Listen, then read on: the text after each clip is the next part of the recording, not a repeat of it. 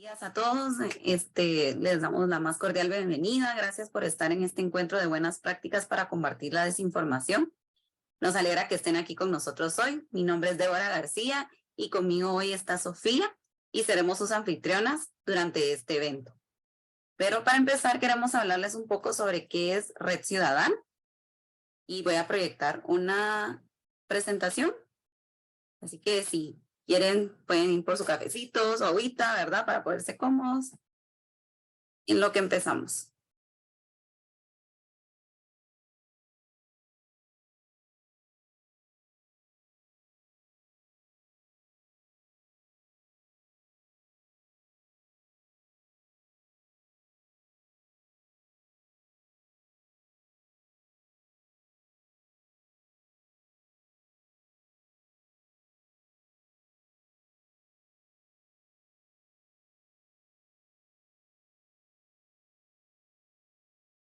¿Quiénes somos, verdad? ¿Quiénes somos nosotros, Red Ciudadana?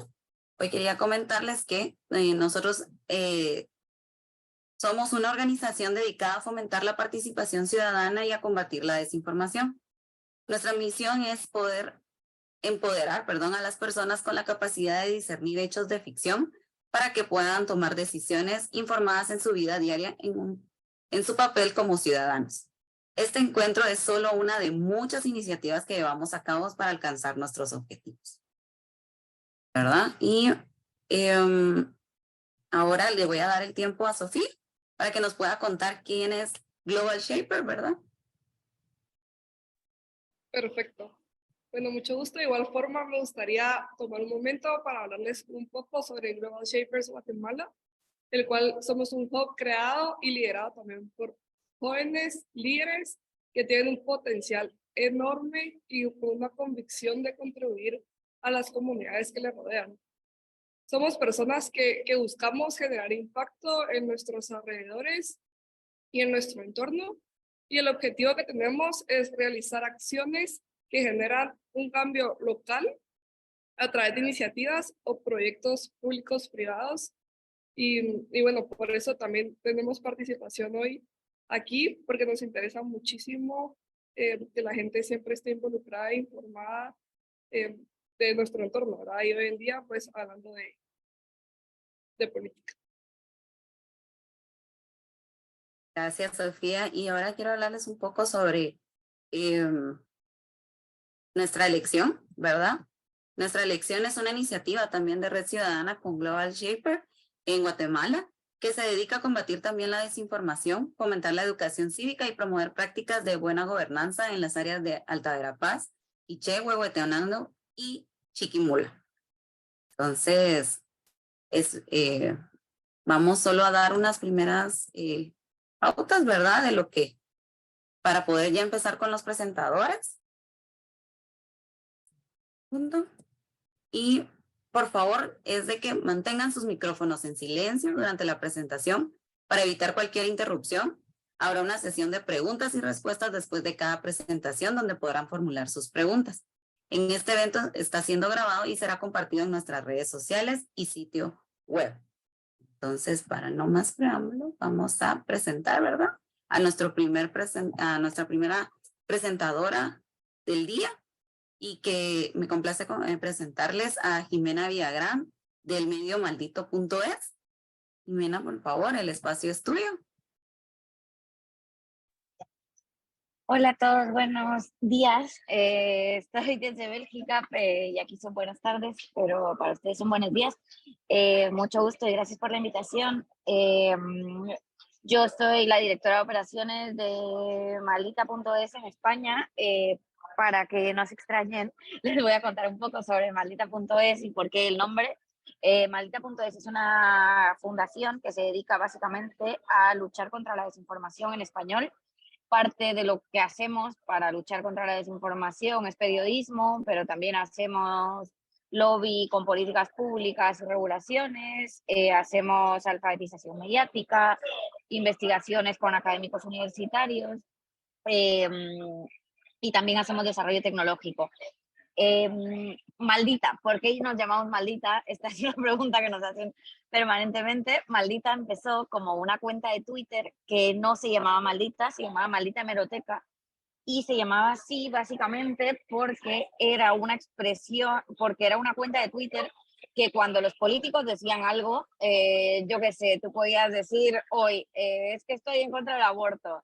Pues resulta que un año después tú decías, es que estoy a favor del aborto, y esa cuenta de Twitter que manejaban los que ahora son los directores de Maldita, básicamente buscaba en archivo y sacaba el video en el que tú decías exactamente lo opuesto a lo que decías hoy. Y entonces el Maldita Hemeroteca nace de la expresión que ese político hubiera tenido al ver ese video donde se contradecía a sí mismo.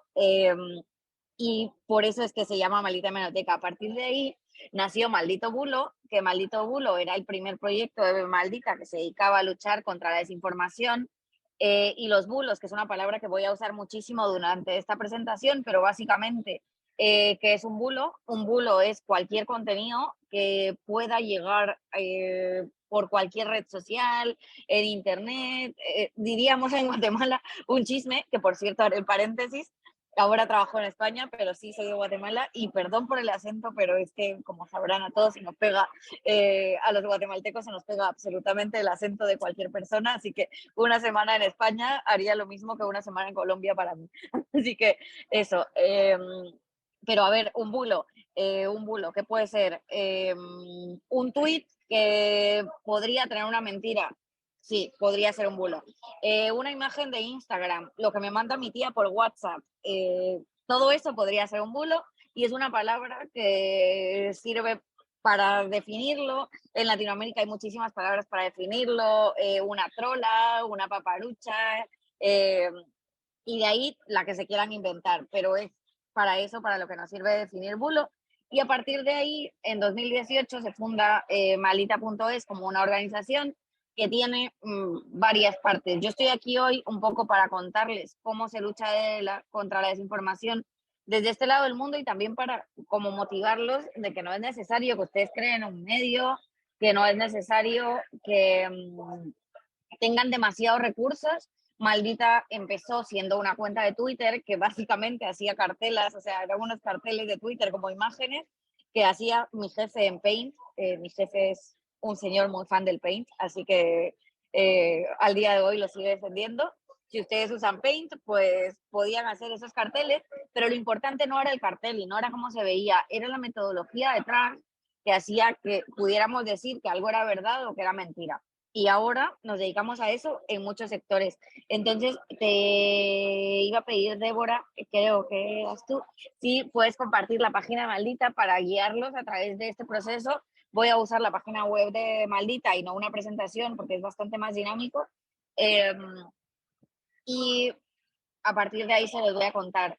Hay una cosa muy importante que tenemos que entender y es que la desinformación va por olas.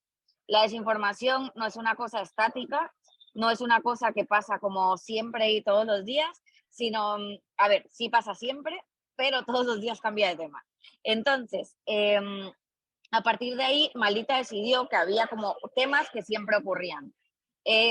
Esos temas que siempre ocurrían eran los bulos científicos. ¿Qué pasa con la ciencia? Y es que hay un grupo muy grande de gente que está negando la evidencia científica y está negando la evidencia científica eh, por sus creencias. Y estas creencias pueden ser sobre lo que te dice tu tía, sobre lo que te dice cualquier persona, y es complicado. Entonces, nosotros a lo que nos dedicamos básicamente es a buscar esa evidencia científica y explicarla lo más sencillo que se pueda para que esa evidencia científica llegue a toda la gente. Entonces, a veces son artículos, a veces es un video de TikTok, a veces son un reel en Instagram, da igual, pero lo importante es que todo el mundo lo entienda. Luego está Bulo, que Bulo es como la sección genérica de toda la desinformación que no entra en una categoría, va ahí, pero también tenemos una parte que es Maldito Dato. Maldito Dato básicamente se dedica a la parte de transparencia y periodismo de datos, pero no periodismo de datos como el que estamos un poco acostumbrados, que son estas cosas como muy elaboradas, reportajes muy largos y tal, sino es datos muy sencillos que la gente pueda entender, que le sirvan en su día a día, porque nosotros tenemos una teoría y es, tenemos tantas cosas que luchan contra nuestra atención y nuestra atención es una cosa complicadísima. Si me preguntan a mí, yo podría dedicarle la noche a ver Netflix hasta las 2 de la mañana, pero no voy a leer un periódico hasta las 2 de la mañana. Entonces, si nosotros trabajamos 8 o 12 horas, pues, ¿qué va a hacer que yo le dedique el tiempo a algo? Nosotros creemos que somos el espacio en el que, como mínimo, tú vas a tener una pincelada de cosas para poder hablar con tu vecino y lo más importante de todo, lo más importante, para que no te engañen. Hay desinformación que es muy, muy peligrosa. Hay desinformación que hace que nos tomemos una medicina que nos puede matar. Hay desinformación que hace que le demos nuestros datos a alguien que luego nos va a robar todo. Hay desinformación que hace que tomemos decisiones equivocadas, como votar por alguien que nos dijo una cosa, pero lo que nos está diciendo era mentira. Y esto va muy relacionado con el foco de esta conversación y es la desinformación es peligrosa y tenemos que ver cómo enfrentarnos a ella. Voy a pasar muy rápido por el resto de secciones. Por ejemplo, la sección de tecnología no hace tanto como desmentidos de desinformación, sino que a lo que se dedica es a hacer divulgación. Todos tenemos una vida online y hay cosas que son súper complicadas para nosotros, como en realidad, ¿qué es un spyware? ¿Qué es la inteligencia artificial? Pues nosotros nos dedicamos un poco a poner la base de no tenés por qué saberlo, pero nosotros te lo vamos a explicar en 4 párrafos. Y te lo vamos a explicar como te lo contaría tu amigo en un bar. Y creemos que ese es el camino para enfrentarse a eso. Y luego tenemos lo que nosotros llamamos verticales, que son secciones que van apareciendo a partir de necesidades que identificamos en la desinformación. En Maldita todas las decisiones son como tomadas a partir de datos y son datos que nos envía nuestra comunidad. Tenemos una comunidad muy, muy grande que se dedica no, bueno, no se dedica a eso, pero nosotros les damos un servicio. Tenemos una línea de WhatsApp, que es un chatbot automatizado en el que ellos nos mandan contenidos, que puede ser cualquier tipo de contenido, la nota de voz que te mandó tu vecino, la imagen que te mandó tu primo, eh, todo. Y si eso tiene una coincidencia dentro de nuestra base de datos, nosotros te damos un artículo que ya te lo explicamos y si no se registra. Y a partir de ahí podemos medir tendencias de a dónde va la desinformación, de qué está hablando la gente. Y es por eso que creamos estas secciones. A partir de ahí tenemos una sección especializada en migración, porque en España, como igual con Estados Unidos, etcétera, hay muchísimo racismo, discurso de odio, xenofobia relacionada a la migración, que casi toda está relacionada con mitos y desinformación que se crea alrededor de los migrantes. Luego tenemos una sección sobre feminismo, creo que esto es súper importante para todos. Hay una parte de discurso de odio contra la población LGTBI+, que está relacionada a justo o sea, desinformación y a mentiras que se generan sobre esa comunidad y hacen que otras personas crean que tenemos que odiar a todas las personas que forman parte de esa comunidad. Pero todo está fundamentado en mentiras. Luego tenemos una sección de alimentación. No sé cuántos de ustedes aquí siguen a un influencer que vende algún producto nutricional, etcétera. Muchísimos de esos no tienen ningún fundamento científico y todos comemos. Esta es una cosa que es muy importante y es que todos comemos y todos nos preocupa qué nos metemos en el cuerpo. Les voy a poner un ejemplo práctico muy rápido. Todos habrán visto que la última moda es tomar unas cápsulas o tomar vinagre with the mother en las mañanas. Pues no hay ni mínima evidencia científica de que eso sirva para algo. Que te lo puede contar tu vecino y te puede decir, es que a mí me salvó la vida, no pasa nada. Lo único que sabemos es que ese vinagre lastima el esmalte de los dientes y que tus dientes pueden estar amarillos y lastimados por tomarte el vinagre en las mañanas, pero no sabemos si eso realmente ayuda a nuestro sistema digestivo. Son ejemplos muy sencillos de cosas que no creemos que sean bulos, que no creemos que sean desinformación y de cosas que estamos consumiendo todos los días en todas nuestras redes sociales. Luego tenemos una sección de cambio climático. La sección de cambio climático no está relacionada solo con ciencia, es una sección transversal a todo el contenido que hacemos, porque todos se habrán dado cuenta de lo que nos está pasando últimamente, inundaciones, sequías, olas de calor, etcétera. Esto tiene razones científicas, tiene razones de producción, y esto hay que explicarlo. Es súper complicado de entender, a todos nos cuesta entender que hay hábitos y hay cosas que tenemos que cambiar a partir de eso. Y luego, estas son nuestras secciones editoriales y a partir de ahí hay cosas a las que apostamos. Por ejemplo, sabemos que la desinformación no se puede combatir sin educación, pero este es más complicado en contextos como los de Guatemala. Estamos hablando de que en Guatemala la educación en general tiene falencias y hay un montón de niños que desde la pandemia no han vuelto a la escuela, etcétera, etcétera, etcétera. En Europa el discurso va bastante distinto porque por lo menos la educación gratuita todo el mundo la tiene asegurada y entonces hablamos de alfabetización mediática. ¿Qué significa eso? Es que te tenemos que enseñar cómo identificar qué puede ser desinformación, qué puede ser no, que es una fuente confiable y que no. Para esto hay una cosa muy sencilla que explicamos que es el ancla. El ancla, ¿qué significa? No sé si ustedes se acuerdan de cuando en Emisoras Unidas pasaban el corte este de noticias, no sé si lo siguen dando, que eran como noticias en un minuto, que era Flor de María. Pues resulta que eso tenía un sonidito antes y una estructura. Ahora esas cosas no las sabemos. ¿Por qué no las sabemos? Porque resulta que esas anclas, como el sonidito antes de las noticias de Flor de María, ya no existen. Porque tú puedes entrar a una página web que se ve como un medio y no es un medio. Porque tú entras a una cuenta de Instagram que te da información y que puede ser lo mismo que la cuenta del New York Times que te da información y todos hemos perdido el ancla. Entonces nosotros en esa sección a lo que nos dedicamos es a darle herramientas, a ir de lugar en lugar, de escuela en escuela, de colegio en colegio, todo, a decirle a la gente en qué debería de fijarse. Luego tenemos una sección de timos, yo creo que a todos nos habrá pasado aquí, el típico concurso en el que te etiqueta de que están regalando un iPhone tu amigo, pues la mitad de esos concursos son porque te van a robar los datos, porque quieren los datos de tu tarjeta de crédito, así que les enseñamos a la gente en qué tiene que fijarse y además hay como timos muy específicos de vamos a regalar unos zapatos Nike. Pues no, la mitad de esos zapatos nadie los regala. Nosotros básicamente decimos que lo primero en lo que hay que pensar es que nadie te va a regalar nada por ninguna razón y nuestros datos son valor para ellos y entonces si les estás dando tus datos, básicamente o sea, estás comprando el regalo que se supone que te van a dar que nunca va a llegar, por cierto. Estas son como en grandes rasgos lo que está aquí ahora puesto en la web. Aparte de eso, hacemos lobby con las plataformas tecnológicas, con los políticos, con los gobiernos, porque hay una cosa de la desinformación que quiero dejar muy clara aquí, y es que las restricciones y las regulaciones y las leyes que se hacen contra la desinformación en muchos momentos están vulnerando la libertad de expresión. Nosotros no creemos que, por ejemplo, censurar y borrar sea una solución a la desinformación.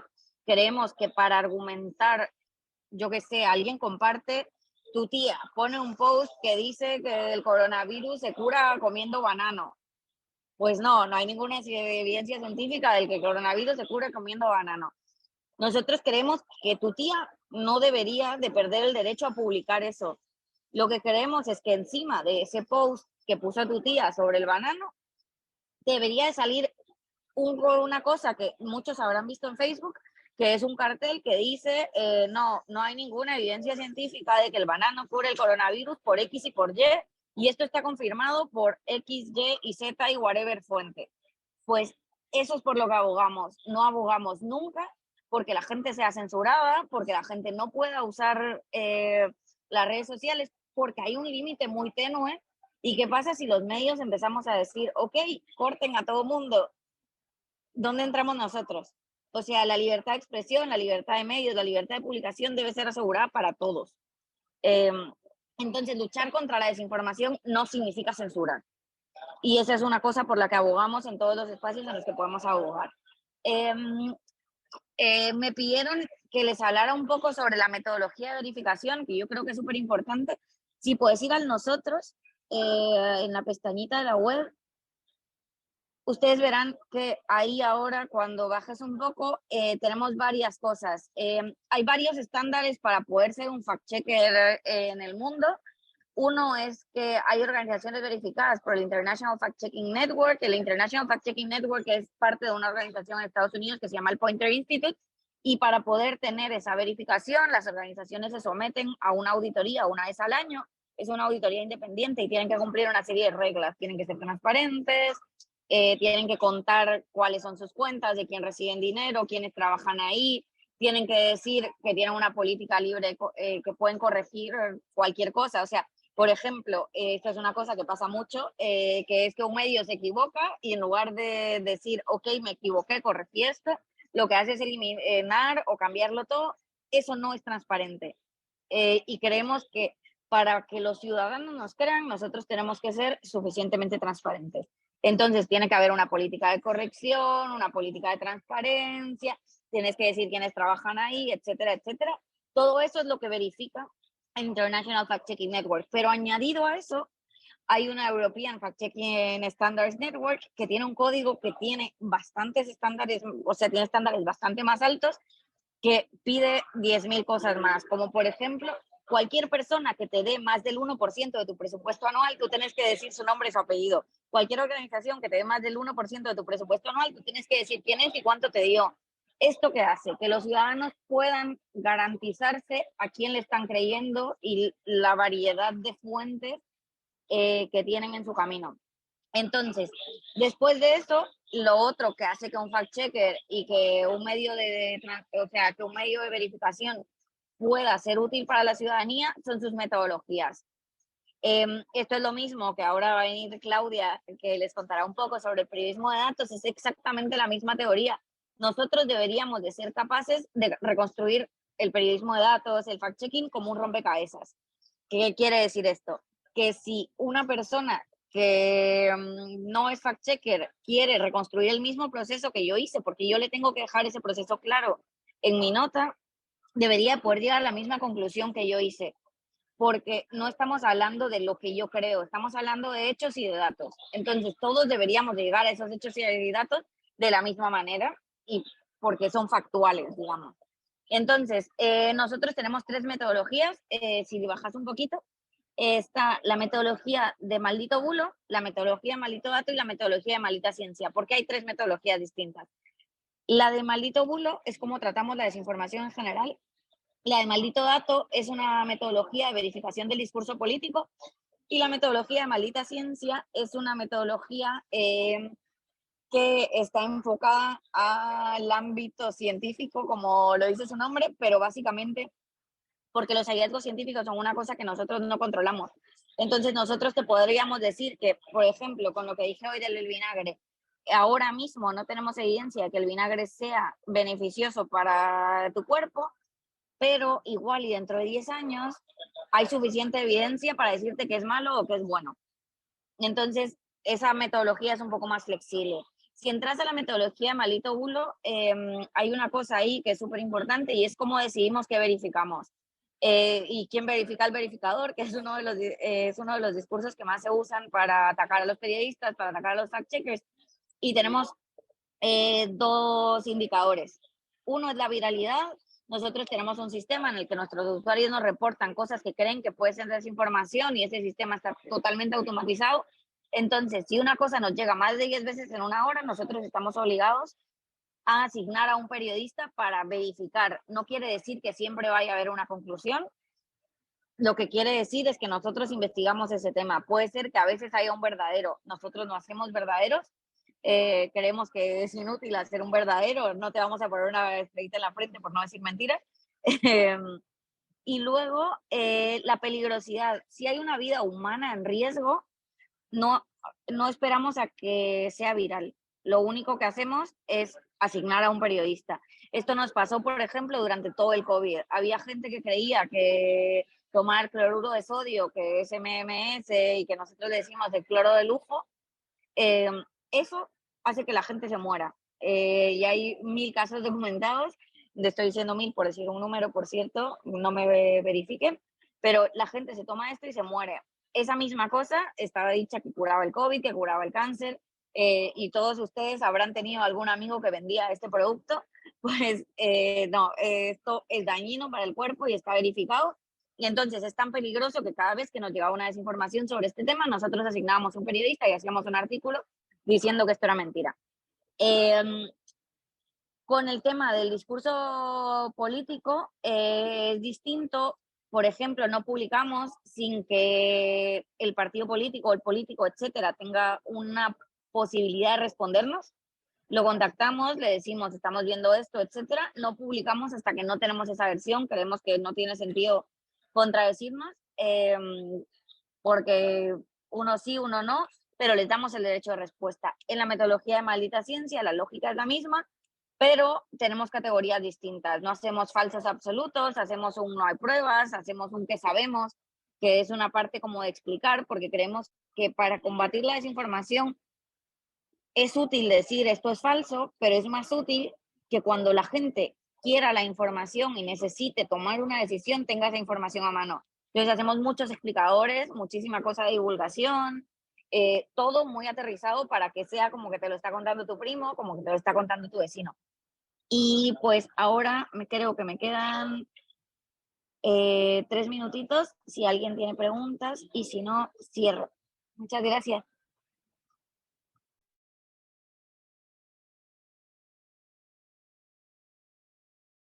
Bueno, vamos a tomar este momento. Muchas gracias por esa presentación. Muy bonito saber qué es maldita.es.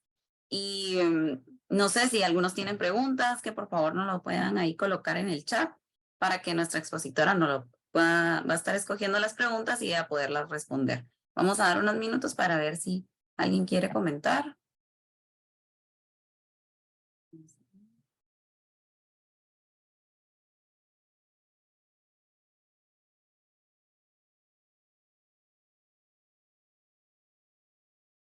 Muy bien, yo creo que no hay preguntas. Entonces, pero creo que tal vez todo quedó muy claro. Es muy interesante tu página, la verdad. Y todo lo que nos hablaste, de todo lo que hablan, ¿verdad? Creo que es algo muy importante en este tiempo. No sé si Sofía quieres decir algo para que antes de terminar y pasar al siguiente presentador. Y agradecer realmente porque la desinformación hoy en día es mucha, y como nos comentaba Jimena, qué difícil es saber en dónde sí, en dónde no, ¿verdad? Entonces creo que nos ha dado herramientas y pues podemos visitar y utilizar esta página para estar bien informados e ir reduciendo esa desinformación que actualmente sí nos rodea. Muchas gracias, Jimena. Entonces, Muchísimas gracias por la invitación. Adiós. gracias a ti. Perfecto. Entonces, pasamos ahora a la segunda expositora. Me complace presentar a Claudia Ocaranza de Tía La Info. Ella nos va a estar hablando acerca de la verificación y acceso a la información pública. Claudia, el espacio es tuyo.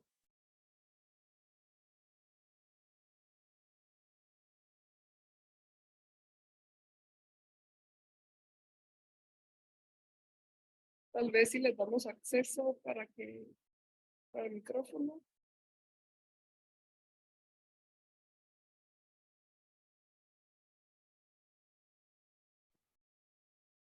¿Listo? Sí.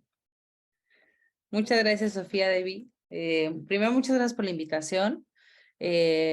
Todo un honor, además, seguir después de Jimena. Y pues me parece muy importante retomar un poco lo que también venía diciendo Jimena, ¿no? Esta parte de para qué verificamos y cómo podemos, cuál es el objetivo de verificar. Yo les voy a hablar un poco sobre el acceso de solicitudes de información, el acceso a información pública, y cómo a través de estas herramientas también sirven, digamos, es un camino para verificar la información que como periodistas nos llega o que investigamos, y que finalmente es la información con la que nutrimos nuestros reportajes que llegan a la gente que nos lee, que reacciona, ¿no? Y que con suerte pues generamos algún cambio positivo en nuestras sociedades. Les quisiera compartir la presentación. ¿Me pueden habilitar la función de compartir?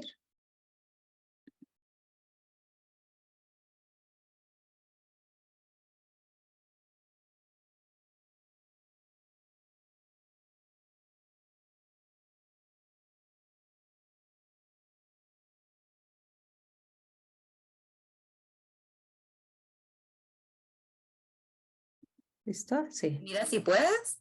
Ya pude, sí. Sí. Sí, gracias. A ver, entonces, es una presentación muy breve nada más para que la tengan ahí como si la quieren ver. Primero presentarme, yo soy Claudia Carranza y soy periodista de investigación y datos. Actualmente trabajo como en varias iniciativas, pero una de ellas es la que cofundé junto con Edu, que habló ayer también en este espacio, Martín y Fernando, que se llama Pidala.info, para mejorar el acceso a la información pública en América Latina. Entonces, bueno, ¿para qué nos sirve esta charla? Va justo sobre cómo podemos usar el acceso a la información pública para verificar información. Obviamente esto es algo que usan más los periodistas e investigadores, pero creo que también es algo que la gente podría replicar, ¿no? En los países donde existan este tipo de leyes o este tipo de acceso a la información pública. Se me ocurrieron como algunas razones, ¿no? De repasando un poco como los reportajes, las historias que yo he estado como reporteando los últimos años. ¿Para qué usar verificación y acceso a la información pública? Quizá la más obvia, ¿no? O la más periodística es para reconstruir una historia. Por ejemplo, en este caso, que puse ahí de ejemplo, el INA es el Instituto Nacional de Antropología e Historia en México, y fue uno de los actores, digamos, es el actor responsable del patrimonio cultural en México y es quien era responsable también de reconstruir y de restaurar todas las iglesias, los monumentos, los bienes muebles e inmuebles que resultaron dañados en los sismos de septiembre de 2017. Este reportaje lo sacamos por ahí de 2021, yo creo. En realidad nos llevó bastantes años hacerlo, por lo menos 2 años, y casi todo fue a partir de solicitudes de información. Pero también a partir de un tip que nos dio una fuente, que a pesar de que era una fuente como conocida y cercana, siempre es importante como periodistas pues verificar justo que esta información que nos llega a través de una fuente, y más si es una fuente anónima en ciertos buzones de filtraciones, ¿no? Como México Leaks, como Guateleaks, es importante intentar verificar lo más que podamos que la información que nos está llegando realmente tiene sentido, es cierta o tiene por lo menos algo que podemos seguir investigando, ¿no? Este caso fue así, nos llegaron y nos dijeron que en realidad los contratos que había hecho el INA con Seguro Banorte para recibir el dinero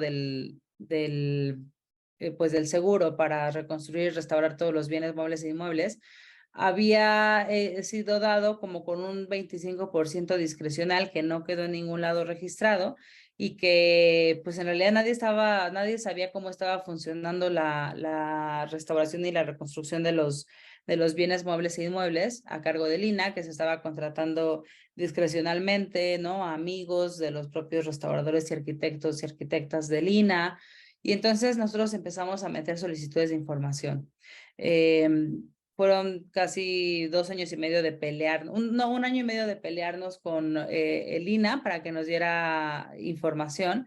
Y al final a lo que llegamos fue que efectivamente el INA no sabía dónde estaban por lo menos 175 millones de pesos. A partir de este 25% que se acordó entre Seguros Banorte y el INA, pero ese acuerdo no quedó registrado en ningún documento. Nosotros sabíamos que existía, digamos que existía el acuerdo de palabra, ¿no?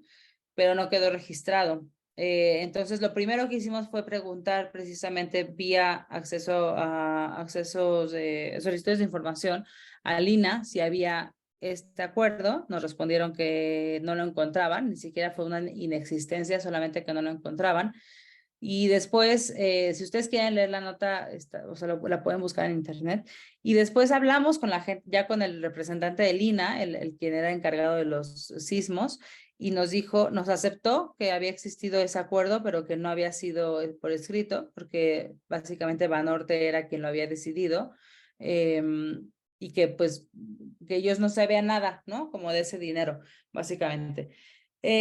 Sin embargo, de este 25%, un 5% supuestamente de cada ajuste que hicieron a cada bien mueble o inmueble que restauraron, iba a ser para que el INA afrontara gastos de operación, ¿no? O sea, movilizar a la gente, darles alimento, hospedaje.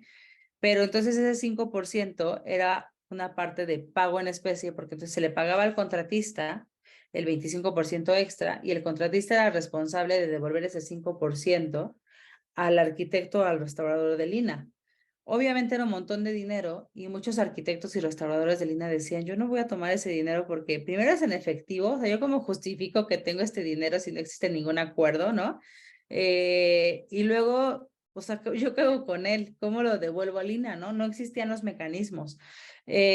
Muchos casos llegaron como a arreglarse entre ellos, ¿no? Ni siquiera les dieron ese 5%, total que la suma era 175 millones de pesos que no saben dónde quedó, ni cómo se fue usado, ni nada. Esta es una historia que continúa, de hecho, todavía Seguros Banorte, Lina se quedó un montón de tiempo sin seguros porque el seguro Banorte dijo yo ya no te cubro más, ¿no? Y toda esa historia no se supo hasta que nosotros pudimos reconstruir, o sea, años después, qué había pasado en ese momento como de la emergencia en 2017 y durante todo ese tiempo, ¿no? Entonces, para eso sirve el acceso a la verificación, que un tip que nos dieron, que efectivamente era real, ¿no? A través de solicitudes de acceso a la información y obviamente descubrimos un montón de cosas más. ¿Para qué otra cosa sirve? Bueno, obviamente creo que esta es la más obvia, ¿no? Y la que podemos como justificar más para encontrar lo que se intenta ocultar. Casi siempre son empresas y gobiernos los que intentan ocultar este tipo de información. Por ejemplo, este caso surgió a partir del derrame de 2010 de British Petroleum en el Golfo de México, que supuestamente afectó sobre todo a la costa de Estados Unidos. Sin embargo, existía como esta presunción de que también había afectado a la costa mexicana. Lo que sucedió ahí fue que, pues al parecer, o sea, hubo unos años en los que el gobierno de México estuvo como activo diciendo que se iba a pedir justicia y tal. Y luego, pero pasaron muchos años, o sea, esta historia la sacamos en 2018 y el derrame fue en 2010. 8 años pasaron para que esto se supiera. Y cambiaron gobiernos. Entonces hubo un gobierno que pues estaba un poco más comprometido con la causa, otro, el anterior, el de Peña Nieto, que pues ni al caso, ¿no? Nunca peló esa historia. Y este último de López Obrador, pues tampoco le importa, ¿no? El caso es que nosotros metimos muchísimas solicitudes de información para saber primero, cómo había sido el actuar de México, del gobierno mexicano, en torno al acceso y al pedir justicia a la empresa, ¿no? Y todo esto en un marco de, justo en 2013, se hicieron unas reformas en México muy importantes. Una de ellas fue la reforma energética, en la que la industria energética de petróleo y de energía eléctrica en México se abrió al capital privado. Antes era como solamente del Estado. Se abre el capital privado y se abre el capital extranjero también.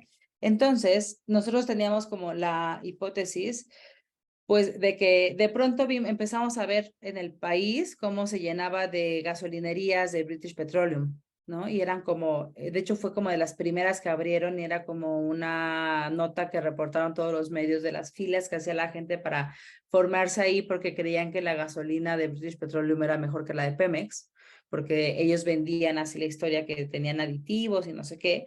Pero pues parecía que todo el mundo había olvidado el derrame de 2010, ¿no? Y que ahí nunca hubo justicia para los pescadores de México. Entonces, junto con un compañero, con Nathaniel Hanowitz, que él trabajaba para BuzzFeed News, él y yo empezamos a investigar el tema, metimos muchísimas solicitudes de información y nos respondieron básicamente con un montón de información de minutas y documentos y acuerdos firmados, y lo que nosotros descubrimos fue que en 2018, un poquito antes de que nosotros publicáramos esto, el gobierno mexicano llegó a un acuerdo con British Petroleum en torno al buen ambiente de negocios en México para que México quitara una demanda que había interpuesto en 2013 por el derrame. También descubrimos que México puso esta demanda el día límite, ¿no? Como buenos mexicanos, el último día que podía hacerlo. Investigando no fue tanto por negligencia, más bien fue una cosa que Supuestamente estaban tratando de recopilar las pruebas para demostrar que el petróleo de British Petroleum sí había llegado a las costas mexicanas.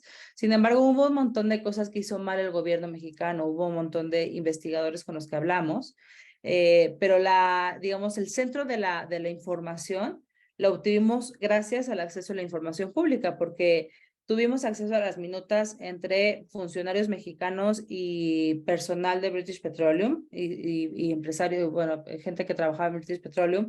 Tuvimos acceso a los estudios oficiales y no oficiales, ¿no? E incluso gracias a esta historia logramos que estos estudios que tenían que ser públicos se hicieran públicos en un micrositio que también el gobierno no publicó, o sea, no hizo como un lanzamiento del mismo, pero lo hicieron a partir de que nosotros estuvimos peleando por la información un año más o menos. Y digo, lo más lamentable de esto es que ni $1 del dinero que British Petroleum le pagó a México terminó en manos de los pescadores, ¿no? Descubrimos un montón de irregularidades y de acuerdos como abajo del agua, ocultos, de conversaciones entre funcionarios. Descubrimos incluso que por dos lados había como esta cuestión que decía Estados Unidos y British Petroleum, que decían que México no tenía probado que hay una cosa que es la huella del petróleo, que es como si fuera la huella dactilar. Entonces, hay una molécula que comprueba que efectivamente el petróleo de British Petroleum estaba en las costas mexicanas, ¿no? Eso era necesario tener ese estudio, y se tuvo ese estudio por dos lados, tanto el estado de Yucatán lo tuvo, como un investigador independiente que estaba haciendo monitoreo. Sin embargo, el gobierno mexicano nunca metió esa prueba como oficial. Entonces, British Petroleum seguía diciendo que México no tenía pruebas para comprobar que efectivamente su petróleo era el que estaba contaminando las costas mexicanas. Y básicamente ese fue como el error garrafal, ¿no? Mexicano, para que British Petroleum no tuviera que resarcir a México por el derrame. Y el acuerdo en sí mismo también era súper abusivo, también eso lo obtuvimos por transparencia. Decía que México se desistía de cualquier acción legal en ese momento y en el futuro de reabrir esta causa, ¿no? Entonces, incluso si esa prueba se volviera como oficial mañana y mañana sale que hay, no sé, muchas más pruebas que comprueben que el petróleo de British Petroleum estaba contaminando y está contaminando a los peces en esa zona y afectando la forma de vida de los pescadores, ya no hay nada que México legalmente pueda hacer porque aceptó con ese acuerdo y por 25.5 millones aceptó no volver a abrir esa causa legal, ¿no? Súper lamentable. Nosotros hicimos un seguimiento de esta historia también. Ay, me salí, dejé de compartir. Ah, no, le di clic a la historia. Déjenme regresar a la presentación.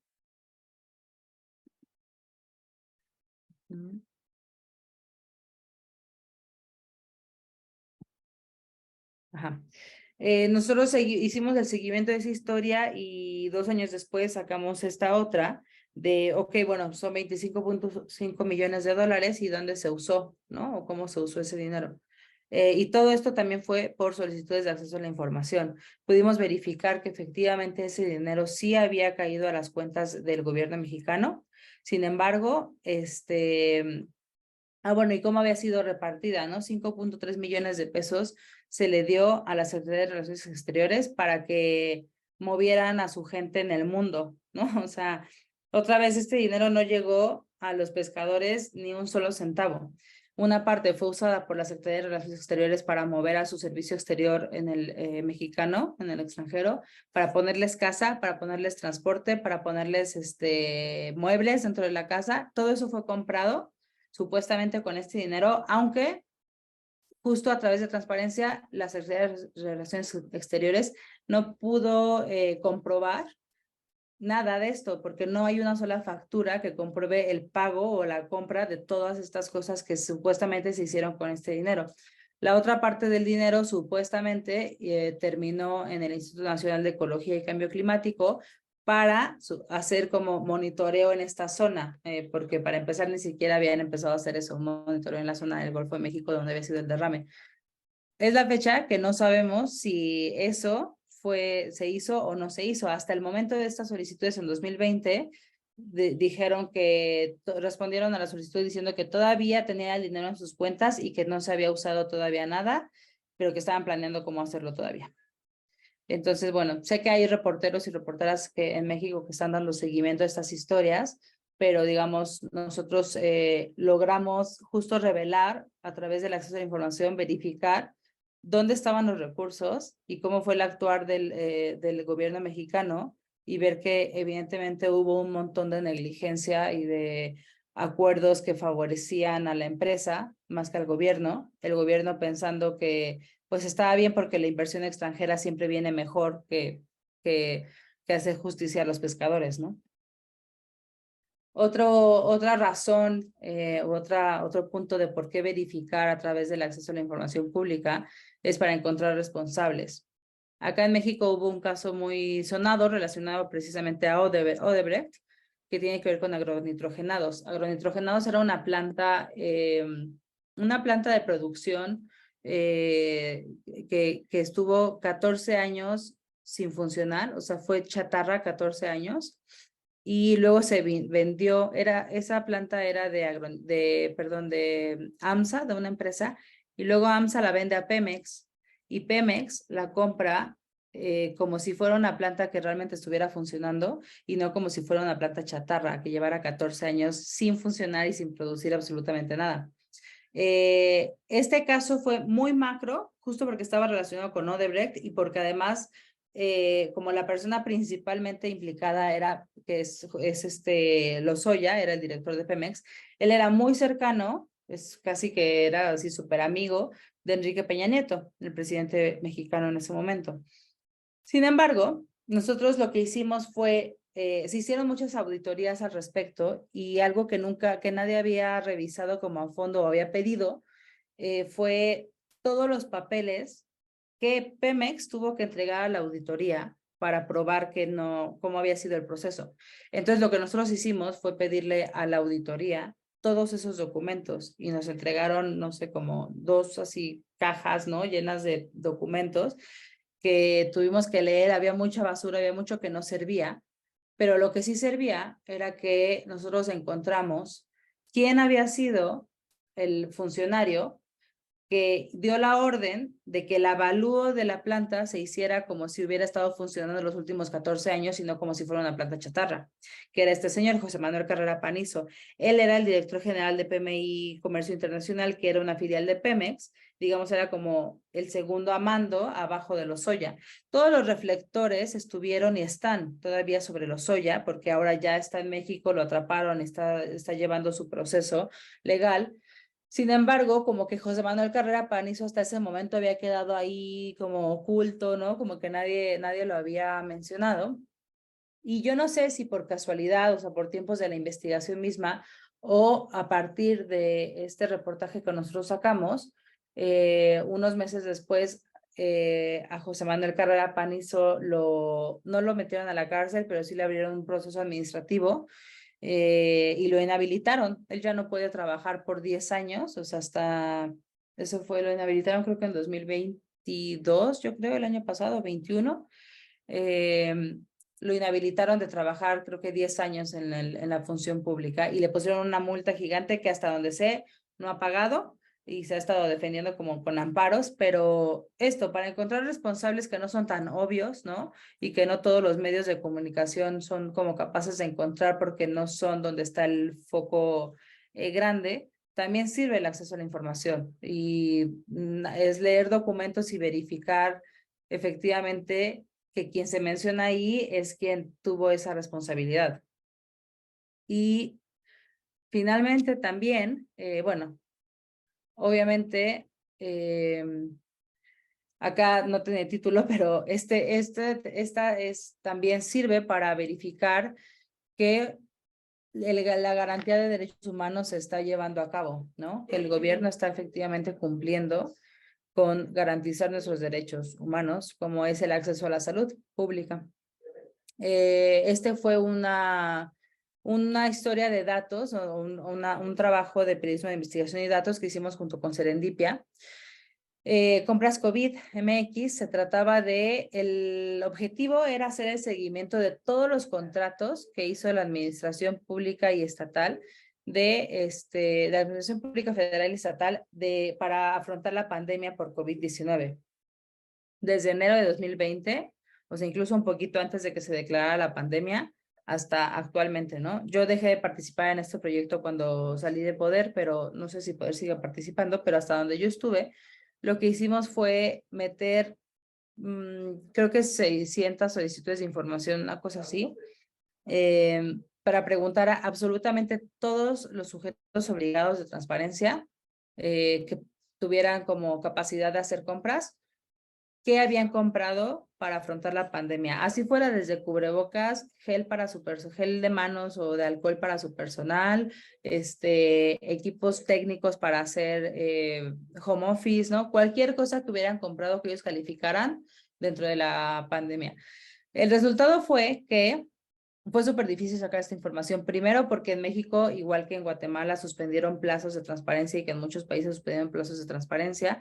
Entonces no podíamos tener información. Cuando reactivaron estos plazos, pues empezamos a obtener respuestas que no estaban completas, otras que decían que nos lo daban otro día, ¿no? Que ahí cuando regresaran a la oficina. Pero finalmente pudimos obtener mucha información que no estaba siendo reportada en ningún lado, porque también dejaron de reportar compras públicas en Compranet, que es como el Guatecompras, ¿no? Y entonces, como dejaron de reportar estas compras, hay mucho dinero que quedaba ahí como que nadie sabía en qué se había usado, qué se había comprado, ni siquiera cuánto dinero. Y pudimos obtener muchísimos contratos y muchísimos, como que hicimos el recuento de todo lo que nos iban contestando e íbamos viendo si esos contratos ya estaban reportados en Compranet o no. Encontramos muchos que no estaban y especialmente en el caso de la Secretaría de la Defensa Nacional de Sedena, hicimos varias solicitudes, pero dos fueron como las que tuvieron más éxito. Una de ellas llegó a recurso de revisión, que es como que nos quejamos que no nos dieron información, porque, bueno, sí, esto es importante. En una conferencia de estas mañaneras del presidente, el secretario de la Defensa Nacional salió a decir que Sedena estaba encargado de comprar tantas claves de productos y de medicamentos para la pandemia.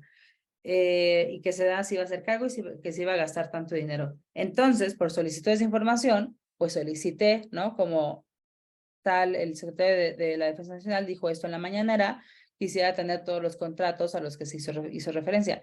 La primera respuesta fue, no tenemos ningún contrato, nosotros no somos encargados de eso. Y entonces, pues, obviamente metí un recurso de revisión diciéndoles, no me pueden decir esto porque su propio secretario salió en la de mañanera, en un foro público, al lado del presidente, a decir esto. Y les mandé la prueba, ¿no?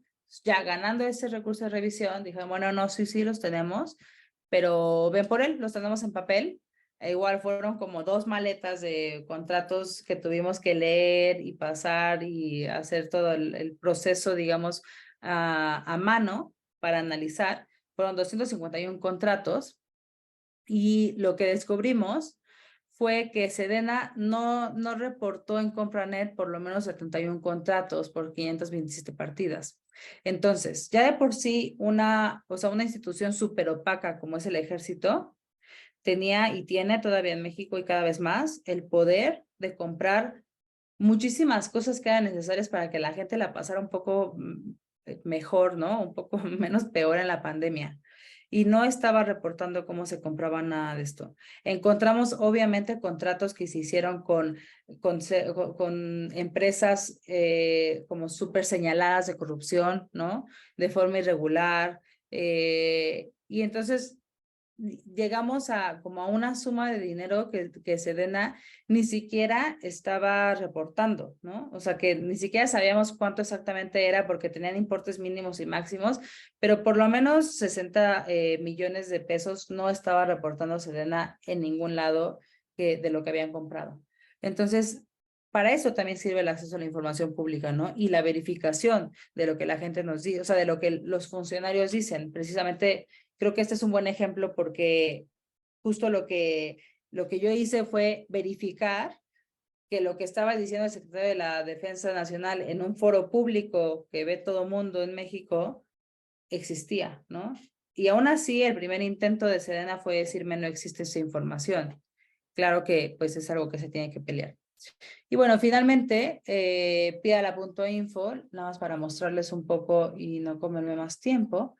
Piala.info es una extensión de Chrome actualmente, que actualmente sirve solo para México, pero estamos, en nuestra misión está el ampliarle el trabajo también a otros países para facilitar el acceso a la información pública con diferentes funcionalidades, ¿no? En México, obviamente, estas funcionalidades están pensadas para México, como mandar solicitudes masivas, tener un historial más completo, notificaciones, pero es un trabajo que hemos estado haciendo por un año casi y hemos ganado diferentes fondos para hacerlo y nuestro objetivo es llegar a más países, ¿no? Y precisamente todo esto, o sea, Piala.info surge como de esta necesidad y de esta visión que tenemos todos los socios de Piala.info de la importancia de tener acceso a la solicitud y a la información pública a través de solicitudes de información para poder verificar como periodistas y como investigadores que la información que estamos sacando y lo que los gobiernos dicen y lo que las empresas hacen, pues realmente tenga base en algo, ¿no? Y tengamos documentos que puedan probar cuando las cosas no se están haciendo bien o cuando las cosas se están haciendo en contra de los derechos humanos. Terminaría con eso. Hay un minutito por si alguien quiere preguntar algo. Muchísimas gracias, Claudia, por tu exposición. Súper valiosa. Creo que los ejemplos nos ayudan mucho a darnos cuenta de la magnitud a veces y cómo puede afectar la desinformación. Entonces, vamos a dar un momento para permitir si alguien quiere realizarte alguna pregunta.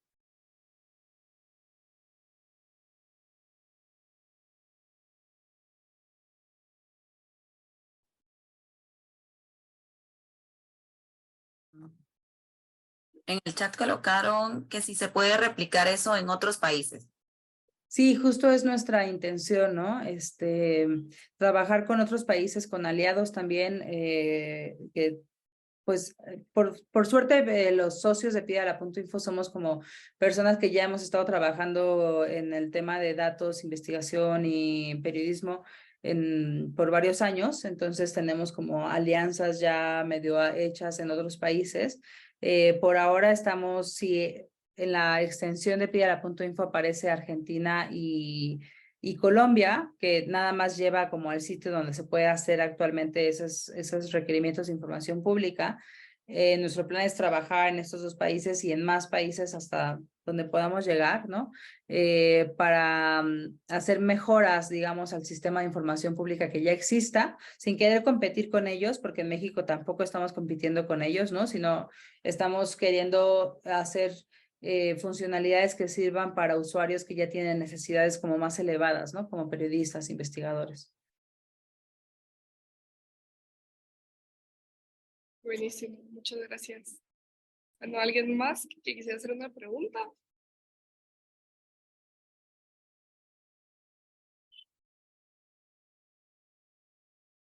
Bueno, perfecto. Entonces, nuevamente, gracias, Claudia.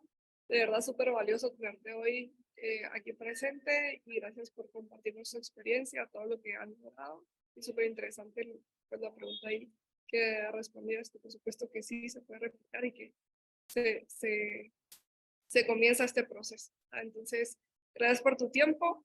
Vamos a pasar, ahora le vamos a dar la bienvenida a Samantha Páez del lado B. Ella nos estará hablando acerca de la verificación en periodismo local. Un tema súper interesante y qué gusto que nos estés acompañando el día de hoy. Samantha, el espacio es tuyo.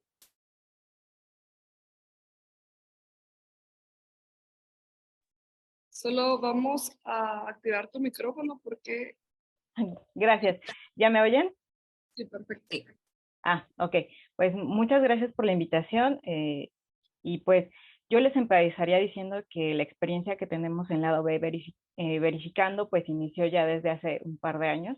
más o menos como en 2015, 2016, Animal Político nos dio una capacitación para verificar. Entonces de ahí empezamos a hacer verificación del discurso cuando eran los informes de los gobernadores. Aquí en México, pues es un lugar donde está la presidencia de la República y de ahí se divide en estados, son 32 estados y cada estado tiene como una persona que gobierna, entonces esos son gobernadoras o gobernadores, entonces hacíamos esta verificación del discurso de lo que decían, en este caso fueron gobernadores. Desafortunadamente la única gobernadora que hubo en Puebla falleció en un accidente, entonces no hemos tenido gobernadora. Entonces lo que hacíamos ahí fue que hicimos un personaje que se llamaba La Casa Mentira y ahí empezábamos como a verificar el discurso. Lo que nosotros empezamos a hacer fue dividirnos por equipos que abordaran las temáticas que ya teníamos un poco más de experiencia cubriendo. Esto nos facilitaba mucho, por ejemplo, conseguir las fuentes, saber de dónde podía venir la información, porque ya eran fuentes que estábamos cubriendo de forma constante, ¿no? Entonces, por ejemplo, Ernesto cubría todo el tema que tenía que ver con seguridad y corrupción, yo tenía que cubrir todo lo que tenía que ver con movilidad y así nos íbamos como dividiendo, ¿no? Entonces, esto pues ya nos formábamos también equipos con especialistas y ya entonces empezábamos como a verificar el discurso y así se hicieron en varias ocasiones. Lo hacíamos algunas verificaciones el mismo día del discurso, del informe, y los íbamos subiendo casi en tiempo real, y otros que eran un poco más complicados los íbamos subiendo a lo largo de la semana. Esos fueron los primeros ejercicios que empezamos a hacer de verificación del discurso, y nos parecieron muy relevantes porque nadie en ese momento en Puebla estaba haciendo esa clase de ejercicios, y vimos que mucha gente sí le interesaba saber qué era lo que estaba pasando con los informes de gobierno, porque ya salían notas posteriores muchas veces como retomando las propias cifras que había dado el gobernador y pues simplemente se quedaban con esa versión de los hechos y muchas de ellas pues eran informaciones inexactas, informaciones que no se podían verificar, y al darles ya un contexto mucho más amplio, pues eso permitía a la ciudadanía pues darse cuenta que no todas las cosas que estaba diciendo este gobierno pues eran tal cual, ¿no? Posteriormente, por estas fechas, volvimos a hacer verificación. En este caso fue un programa que entramos con Animal Político y la IWTR, y entonces ahí empezamos a hacer verificación, pero también empezamos a hacer verificación no solo del discurso que ya habíamos estado haciendo, sino también una verificación, por ejemplo, de informaciones, ya más en particular de desinformación que muchas veces se difunde a través de redes sociales, a través de mensajería instantánea, y también cuando se difunde información en redes sociales. Entonces lo empezamos a trabajar así, y pues algo de lo que me di cuenta en esos pues, ya bastantes años que empezamos a verificar es que ahora las verificaciones, por ejemplo, de análisis del discurso son un poco más complicadas porque las personas políticas que están en la política pues se han dado cuenta que estamos verificando su discurso y entonces tratan de dar información que no se puede comprobar, ¿no? Que no se puede comprobar, que no se puede desmentir, o sea que no les podemos desmentir tal cual, decir que es falsa esa información, y entonces eso pues se ha vuelto un poquito más complicado. En el caso de la desinformación que viene de redes sociales, de mensajería instantánea, de algunas páginas de internet y todo eso, pues nos damos cuenta que sí es necesario tener muchas más herramientas, un poco más de conocimiento técnico, porque la verificación del discurso, pues tomas una frase en particular que tú piensas que puede ser verificable, muchas veces pues, son cosas muy concretas, muy específicas, y la contrastas, ¿no? Le pides a la persona que dio esa información cuál es su fuente, si es que te la dan, pues revisas que esa información efectivamente sea la que dijo en su discurso y la puedes contrastar, la puedes poner en contexto, y ya eso es, creo yo, un poquito más fácil. Cuando la información viene de redes sociales, cuando la desinformación viene de redes sociales, es un poco más complicado, necesitas un poco más de herramientas, necesitas herramientas, por ejemplo, de colocar la imagen en reversa, de buscarla en un montón de buscadores para saber si el contexto con la que se está dando a conocer esa información es real. También, por ejemplo, a veces toma mucho tiempo rastrear cuál es la cuenta original, desde donde se empezó a difundir esa información, porque a lo mejor la persona que inicialmente mandó el mensaje o que compartió la imagen o el video, sobre todo, y lo hizo con la mejor de las intenciones, ¿no? A lo mejor yo simplemente voy caminando en la calle, tomo una foto que me llama la atención y lanzo una pregunta, ¿no? ¿Qué es lo que vi? ¿Qué es lo que está pasando en el cielo? Aquí en Puebla, a lo mejor ustedes lo sabrán, hay un volcán que se llama Popocatépetl, que tiene actividad constante y muchas veces pues hay fenómenos relacionados con el volcán que a la gente le llaman la atención. Entonces, una de las verificaciones que hemos hecho tiene que ver con la del volcán, ¿no? Y entonces se ven lucecitas ahí y a lo mejor la persona simplemente dijo, ay, ¿qué será esto? ¿No? Y de ahí ya lo empiezan a retomar y dicen que son aliens y que vienen y que no sé qué y que se ocultan en el volcán y que no... Pero entonces rastrear la cuenta original nos va a dar muchísimo más contexto porque entonces podemos saber si esa persona simplemente dijo, hay que ser esto que está en el cielo y ya de ahí alguien empezó como a hacerlo, ¿no? Entonces, ha sido muy interesante pasar de la verificación del discurso a la desinformación ya en redes sociales y masivas porque te das cuenta que es muchísimo. O sea, si bien pues la desinformación que pueden estar dando desde el ámbito público también es mucha, tienen muchos canales, mucho dinero. La desinformación que viene de redes sociales a mí me parece que es un reto un poco más grande, es un poco más mayúsculo, porque no tiene esa diferencia de la verificación del discurso. Decirle, oye, ¿de dónde lo sacaste? O ¿por qué no? Tienes que ir rastreando, siguiendo las huellas, viendo, y así, y hasta que logras dar con la primer persona y a veces pues le puedes preguntar de qué trata y creo que eso es como la riqueza de verificar desde lo local porque puedes en un momento dado llegar hasta la persona y preguntarle, oye, ¿qué querías decir con esto? O ¿cuál fue el contexto de esto que publicaste? Y ya empezar a indagar. Y creo que también una de las cosas que me ha pasado ahorita cuando es la verificación de estos mensajes que se difunden en mensajería instantánea, te das cuenta que en verdad muchas personas les impactan estas informaciones. Podemos decir, ay, pero es súper lógico, ¿no? Ahorita con todo el tema del volcán hicimos unas verificaciones justo ya relacionadas con la actividad volcánica, no con lo de los ovnis, y eran cosas que decías, bueno, es súper absurdo porque decían que era una carretera, pero esa carretera es muy transitada. O sea, casi todo el mundo que vive en Puebla ha transitado alguna vez por esa vialidad. Y evidentemente en el video no era esa vialidad. Era claro porque ahí hay 6 carriles y esta vialidad solo tiene 4, ¿no? No hay en algún momento, un punto en el que haya 6 carriles. Pero la gente se alarma ante una situación de presión social, de constante preocupación por la actividad volcánica, que ustedes quizá no lo sepan, es algo que solo en Puebla vivimos, es todo el tiempo.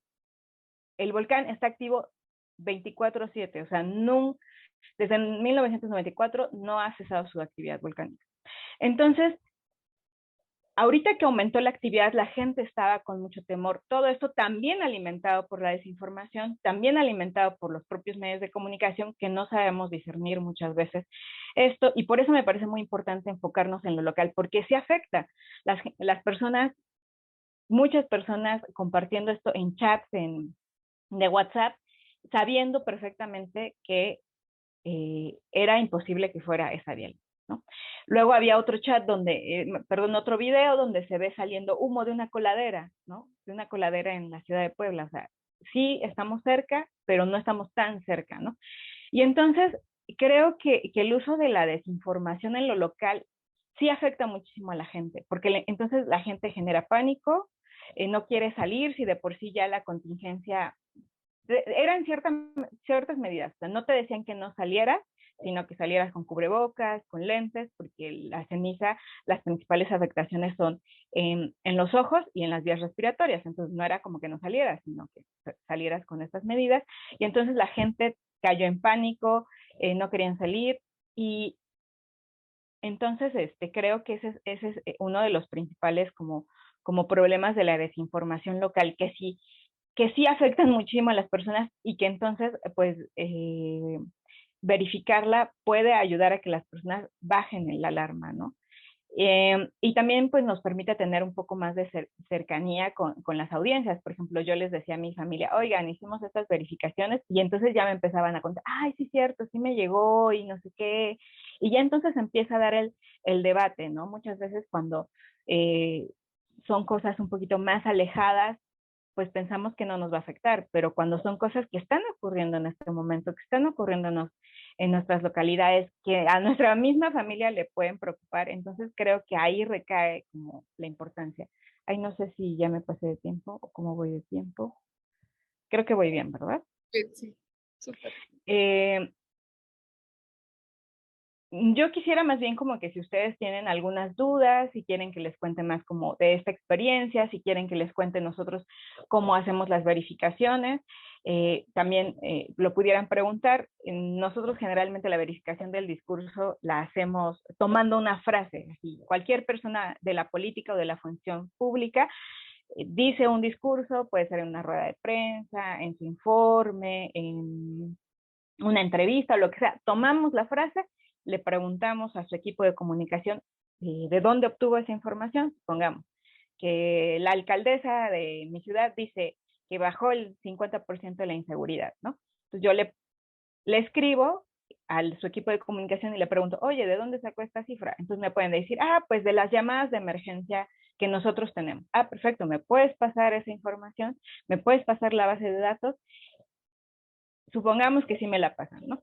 Entonces ya yo puedo analizar si es verdad que en ese periodo de tiempo, que fue un año, disminuyó. A lo mejor sí disminuyó, pero solo el robo, ¿no? A lo mejor subieron otros delitos y entonces ahí yo puedo contrastar. Sí, efectivamente el robo disminuyó 50% en un año, como lo dijo la alcaldesa tal, pero otros delitos más graves como tal y tal subieron, ¿no? Entonces ya le estoy dando ahí como un contexto. Incluso puedo decir, pues disminuyó justo el robo porque estábamos en pandemia y nadie salía, ¿no? Entonces también eso es como un poco el contexto. Y en análisis, por ejemplo, perdón, en la verificación de información de redes sociales, lo que buscamos es esto, algo que nos compartan.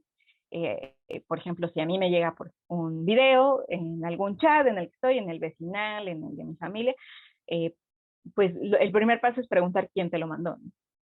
¿Quién te lo mandó? Pues me lo mandó mi amiga de la escuela, no sé qué. Oye, ¿me puedes pasar su número? Sí. Ya. Oiga, me dijo tal que usted le mandó este mensaje. ¿Quién se lo mandó? Pues me lo mandó mi sobrino. Y así vas tratando de llegar al inicio. A lo mejor esa persona dice, no, pues me lo mandó X. Y ya entonces llegas y esa persona dice, sí, yo tomé ese video y lo tomé en tal lado. Entonces, bueno, ahí ya tienes el origen de ese video, le puedes preguntar más cuál fue el contexto, a qué hora, qué, la.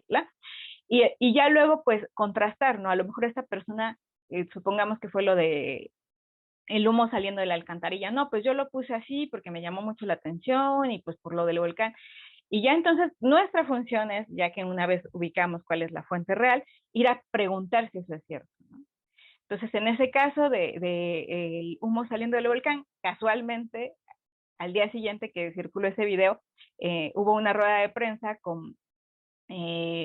aquí en Puebla con una vulcanóloga que es consejera, es parte del consejo asesor del Centro Nacional de Prevención de Desastres. Entonces ya ella le pregunté, oiga, ¿es posible esto? Y me dijo, no. O sea, ya me dijo que todo eso era desinformación y ya me explicó cuáles eran los riesgos, ¿no? De que el volcán estuviera activo, pues son los lajares, son los humos calientes, no sé qué. Y entonces ya con todo eso, pues ya podemos armar una nota, ¿no? En ese caso, pues también preguntamos a las autoridades, que fueron quienes dieron atención a ese hecho. Entonces nos dijeron, no, se trató de la quema de un pastizal que se extendió al tubo de drenaje y del drenaje pues salió pues, el humo por la alcantarilla. Entonces ya ahí tienes muchas fuentes y entonces ya puedes decir, no, ¿sabes qué? Este video es falso por esto, esto y esto más, ¿no? Y entonces, muchas veces también lo que ocurre es que son cosas tomadas de otro lado, ¿no?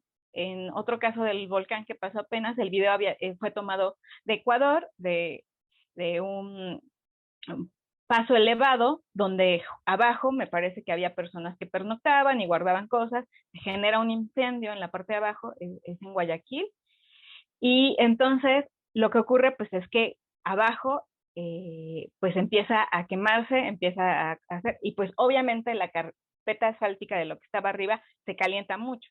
Lo que hacen es que a propósito los bomberos hacen hoyos en el asfalto y le tiran agua para medir justo el calor que se estaba generando y ver si era viable que hubiera paso de automóviles. No era viable y todo esto, pero estaban diciendo que eso lo generaba el volcán en Puebla, ¿no? Entonces, pues al buscar las imágenes en reversa, al buscar en eso, te aparecen esas imágenes de ese mismo puente en Guayaquil, Ecuador, y entonces ya de ahí te vas a la nota original y ahí cuenta pues ya toda la historia de por qué había pasado eso en el paso a desnivel, y entonces ya puedes verificar la información. Hay otra en particular que yo no pude verificar, que me costó mucho porque justo llegar a la fuente de ese video no fue posible porque ya habían borrado el video, ¿no? Entonces, lo que yo puedo hacer en ese tipo de casos, por ejemplo, lo que yo decidí hacer es, sí llegué a la cuenta de origen, pero el video ya no estaba porque lo habían borrado. Entonces, fue del tema, pues decir qué era lo que estaba pasando, buscar a especialistas y todo, y justo explicar. El video original pues fue borrado de tal cuenta, pero el contexto fue este, y pues muchas veces no podemos llegar así como les digo al punto de inicio, pero sí podemos tratar de explicar por qué sí es posible, por qué no es posible, cuál es la información que hay, y tratar también como de difundirla. Pues yo pienso que en los mismos canales donde se empezó a difundir la información, o tratar de ocupar los canales donde tengamos mayor difusión, tratar de hacerlo muy sencillo, porque en el caso de los temas que tienen que ver con el volcán, pues son a veces muy técnicos. La propia vulcanóloga pues utilizaba los términos técnicos pues que ella sabe, que ella conoce y todo eso, pero entonces es tratar de traducirlos a algo que la ciudadanía pueda entender, ¿no? Por ejemplo, los balísticos. Los balísticos son, pues ella nada más hacía balísticos, ¿verdad? Y los balísticos esto y los balísticos aquello. Entonces, pues como periodistas sí tenemos que hacer esa función de tratar de traducir un poco qué es eso. Los balísticos son materiales rocosos que arroja el volcán y que justo por la velocidad tan alta con la que salen, pues sí tienen un poco como esa peligrosidad de una bala, ¿no? O sea, sí pueden llegar a perforar cosas, ¿no? Entonces, bueno, eso es lo que yo les podría decir de la desinformación desde lo local, o más bien de cómo combatir la desinformación desde lo local. Y pues no sé si tengan algunas preguntas, quieran que abunde en algún otro tema, no sé, ya dejaría yo bien. Muchísimas gracias. Sí, tenemos unas preguntas. La primera dice, ¿existe riesgo asociado al periodismo local? ¿Crees que es más peligroso por la cercanía? Sí, en definitiva sí, hay muchos más riesgos, que desde luego si mandan a alguien nacional o incluso internacional a cubrir las mismas temáticas, ¿no? ¿Por qué? Porque desde lo local, sobre todo cuando son ciudades pequeñas o comunidades pequeñas, pues te conocen, saben quién eres, saben dónde vives, saben a qué te dedicas, y entonces sí. En el caso de la desinformación, creo que sí es súper importante, por ejemplo, dar todo, como en todo tipo de publicación periodística, pues dar toda la información, verificarla, o sea, tratar de no difundir nada de eso. Y si es algún tema que tú consideres de riesgo, supongamos que tiene que ver con el crimen organizado o con alguna empresa que esté, por ejemplo, tratando de promover algún proyecto y que esté amenazando a la gente de la comunidad y esté haciendo desinformación, yo creo que ahí hay dos formas de disminuir el riesgo que yo les podría como aconsejar. Una es desde luego las alianzas, ¿no? Pueden hacer, por ejemplo, varios medios locales o varios periodistas locales estar verificando esa desinformación, supongamos que ocurre en torno a una mina o en torno a una hidroeléctrica. Es mucho de las cosas que luego hacen cuando están desinformación. Podemos juntarnos varias personas que sabemos que eso es desinformación, verificar esa desinformación y publicarla en todos los medios. Eso disminuye el riesgo, porque entonces ya no es el riesgo focalizado en una persona de un medio que todo el mundo conoce, sino son varios medios al mismo tiempo compartiendo la misma información. Creo que es mucho más difícil que ataquen a 20 personas, 10 personas, que a una sola. Y también, pues, en estas alianzas podemos buscar alianzas nacionales e internacionales, o sea, como buscar a medios que ya no sean solo locales, sino nacionales e internacionales, y decirles, vamos a hacer estas verificaciones, todos las vamos a lanzar los lunes a tal hora, y entonces ya eso disminuye mucho el riesgo. Por otro lado, si pensamos que eso, a pesar de hacer esta estrategia de hacer verificaciones colectivas, sigue habiendo un foco en nuestras personas, porque a lo mejor yo fui la que llamé o la que hice la solicitud de información o lo que sea, puedo tratar de publicar de forma anónima, ¿no? O sea, como buscar el anonimato, que salga, por ejemplo, el nombre del medio o la redacción. Incluso nosotras hemos en algunas investigaciones, no precisamente que tienen que ver con desinformación, pero sí hemos, por ejemplo, creado un colectivo. Entonces, nos podemos llamar En contra de la desinformación Guatemala. Y entonces, el crédito es En contra de la desinformación Guatemala. Entonces, ya disminuye también eso. Aunque yo haya hecho la verificación, va a disminuir mucho el riesgo. Y creo que otra forma también de hacerlo es pues tomando medidas sobre todo de seguridad digital, ¿no? De seguridad física, por ejemplo, en seguridad digital, pues teniendo siempre mis correos, mis chats, mis cuentas con doble paso de verificación, ponerles a todos mis dispositivos contraseñas, todas estas cositas, ¿no? Y pues siempre hay una matriz ahí como muy básica de, por ejemplo, cuáles son los actores en contra, cuáles son los actores a favor, puntuar del 1 al 5, por ejemplo, cuáles son sus capacidades, ir viendo de quiénes nos tenemos que ir cuidando un poquito más. No sé si haya otra pregunta. Sí, hay otra. Perfecto, gracias por esa respuesta. La siguiente sería, ¿considera que hay grupos específicos que están en más riesgo de la desinformación? ¿Algunas comunidades? Sí, yo creo que hay dos grupos como muy en particulares que están siendo, bueno, desde mi experiencia en particular, blanco de desinformación. Por un lado son las personas adultas mayores que están poco acostumbradas a este tipo de informaciones. Generalmente las personas adultas mayores, pues si yo le mando algo a mi abuelita lo va a creer quizá. ¿Por qué? Porque yo se lo mandé, ¿no?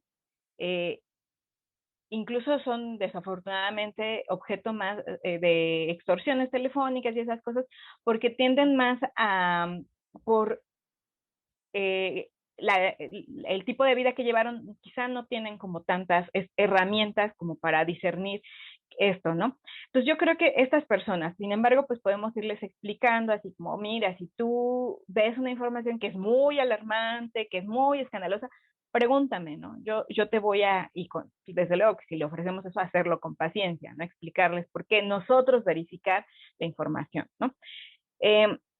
Ese grupo es uno de los que yo veo que les cuesta un poquito más de trabajo, porque incluso no saben cómo verificar la información. A lo mejor una dice, pues me llegó esta nota, rápidamente googleo o pregunto o veo que hay en redes sociales y ya más o menos digo, creo que es falso, pero quizá estas personas pues no tienen esa idea, no saben bien cómo hacerlo, y entonces pues simplemente lo que hacen es como ante la alarma, ante el peligro que ven o ante esta situación que les mueve, porque hay que recordar que muchas veces la desinformación busca mover sentimientos, enojo, alegría, indignación, entonces lo comparten, ¿no? Y entonces se vuelve así. Lo comparten con sus amigas de la misma edad que tienen igual pocas herramientas y así sucesivamente.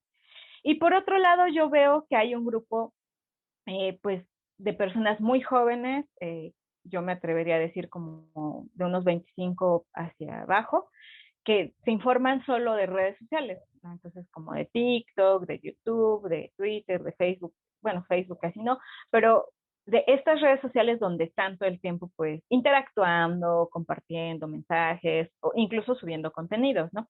Entonces, esa es su principal fuente de información y entonces también es súper fácil que como están en ese ambiente, eh, no contrasten, ¿no?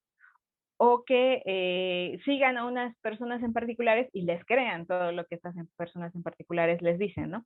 Entonces, uno de los consejos que yo les daría a este grupo de personas es pregúntenle al influencer o a la youtuber de dónde obtuvo la información. Tengan, o sea, si de por sí son parte de su comunidad, ¿no? Si son parte de las personas que les escuchan, que les ven, que les comparten, todo eso, pregúntenles, oye, ¿de dónde sacaste esto? Y entonces sí, tienen las herramientas para ir a buscar esa fuente de información, ¿no? También que no solo en casos como, si no son cosas de entretenimiento meras, es que también el entretenimiento hay también un poco de discurso de odio, entonces hay que tener cuidado de eso. También no solo quedarnos con lo que dicen estas personas, sino quizá buscar otros canales, o sea, no creerlo todo al 100% y sí buscar otros canales que puedan ser un poquito más confiables, ¿no? Por ejemplo, organizaciones que sabemos que tratan temas en particular, ¿no? Hay mucho discurso de odio a través de redes sociales, vía youtubers, influencers y todo eso, que tienen que ver también pues, con personas de la diversidad sexual y de la diversidad corporal, de personas de la diversidad racial.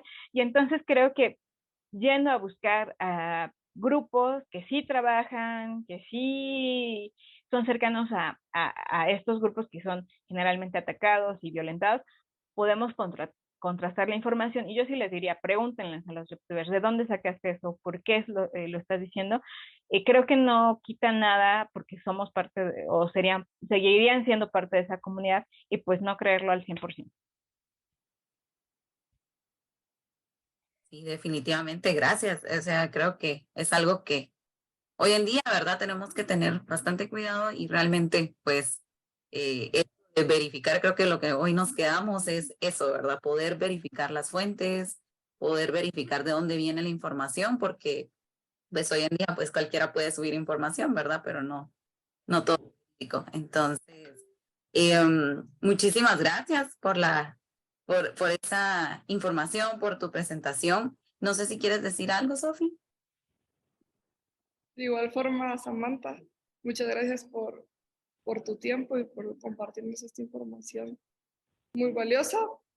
Y creo que es súper importante que nosotros sepamos también todo el proceso que lleva la verificación de la información, ¿verdad? Porque a veces no sabemos de dónde o cómo se hace y uno dice, bueno, igual cómo se puede verificar una información hoy en día, ¿verdad? Digo que tú explicas, ¿verdad? Ahí como esa cadenita hacia atrás y pues todo lo que tú nos has compartido hoy creo que nos queda bastante más claro y nos ayuda también a pues acercarnos a gente como tú para obviamente verificar información y también como facilitarte la información a ti, sabiendo pues los canales donde uno puede acercarse. Entonces, muchísimas gracias.